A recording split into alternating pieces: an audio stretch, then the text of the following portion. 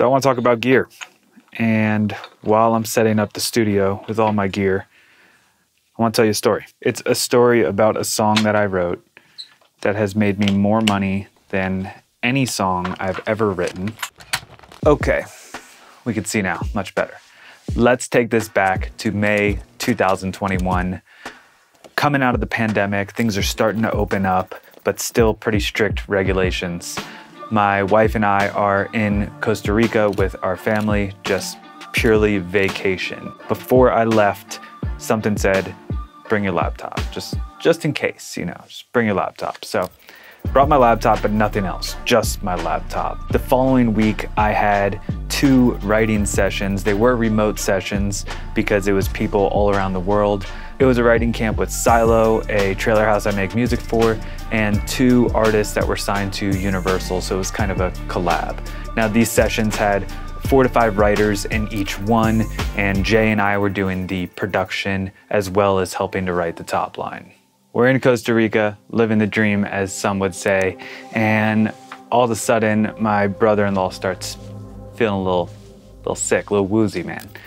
And turns out he has COVID. Everything was okay, fortunately, but he had a mild case of COVID. And at this point in time, the United States wasn't letting people back into the States unless you had a negative COVID test. And the country of Costa Rica was not letting people leave if you tested positive for COVID. So he tested positive for COVID. We had to quarantine for 10 days. Now, this is the end of the trip, right? So 10 days from the end of the trip, we were already there for almost 10 days, so we had to find somewhere else to stay. And I'm thinking, like, I have all these sessions coming up. What am I gonna do? Okay, so normally when I have sessions and stuff, it's no big deal, right? But this is a time where we were in COVID for so long. I had the most epic remote workstation. I'm talking remote MIDI. People could control and edit my session and vice versa. I had flawless low latency audio, talkback mic. It was like the perfect home rig. And I got so used to producing that way and making music that way that it just became so natural to like fire up the system, do a remote session for those years, and it was no big deal. But these sessions were slightly different, right? Because we had a big artist, Bree Runway from London. We had Neil Ormandy, who is a massive Grammy award-winning writer for James Arthur, G-Eazy, and tons more. Jesse St. John, we're talking Britney Spears, Lizzo. I mean, the list is extensive. And then Jay and I are there to produce the track, do the vocal production and help with top line and the writing as well. So we find this little place by the beach, right? You could see the beach from the balcony. It's a cool little spot, super spotty Wi-Fi, but it worked. I had a laptop and a pair of AirPods. That was it. I didn't have my hard drive, no sounds. I just had stock Logic sounds. In those moments, sometimes you can't really do that much planning. You gotta just go with it. You just gotta do the thing when it's happening. So I remember leading up to the session, I'm like sitting there like internally kind of freaking out, like, okay, how am I gonna do this? Where am I gonna get the sounds from? How am I gonna make melodies and loops? And how am I gonna make the drums? How am I gonna bang out a drum beat without having any of my stuff, any of my gear, my things that I'd like to use that help me with music production, these tools that I rely on every single day? It's time for the session to start, right? And I got my laptop, I open up Logic, we're all on Zoom. I'm screen sharing through Zoom, so the audio's,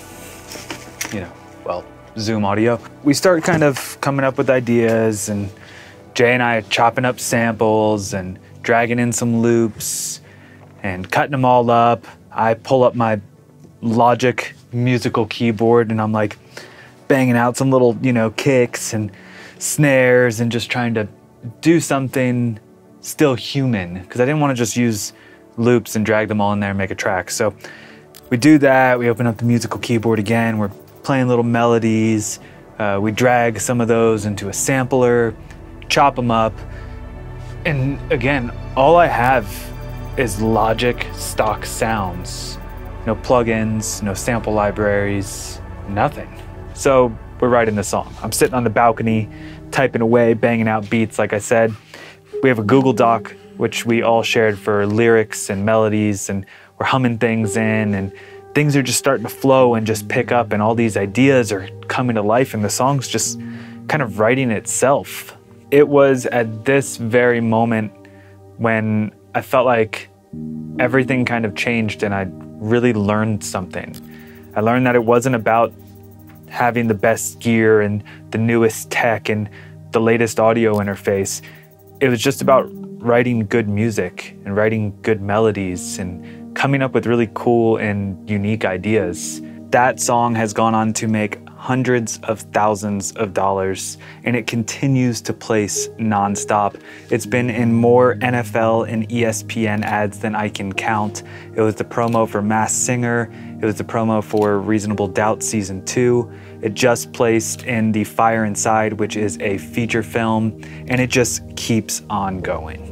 So, bigger, better, badder. Here's a little sample of the song.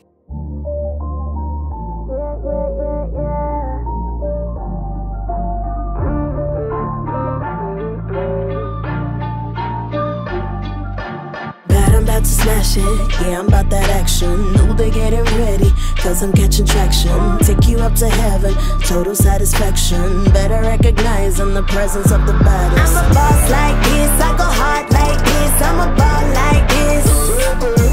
Call the shots like this, I don't ever miss. I'm an optimist.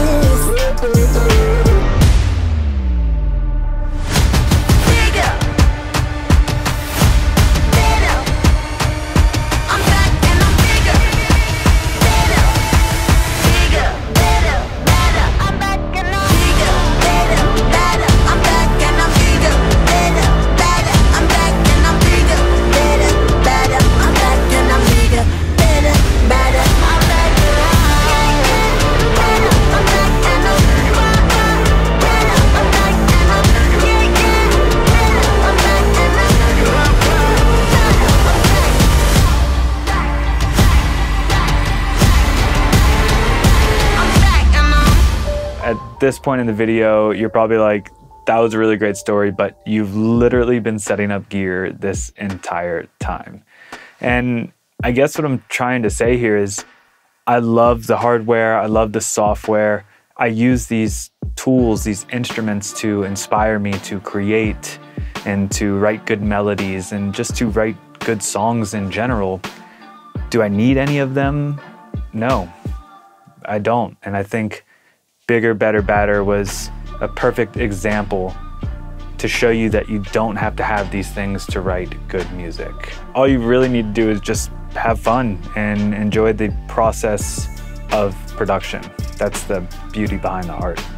Thanks for watching. Hit me with a like or a sub for the algorithm, and see you in the next one.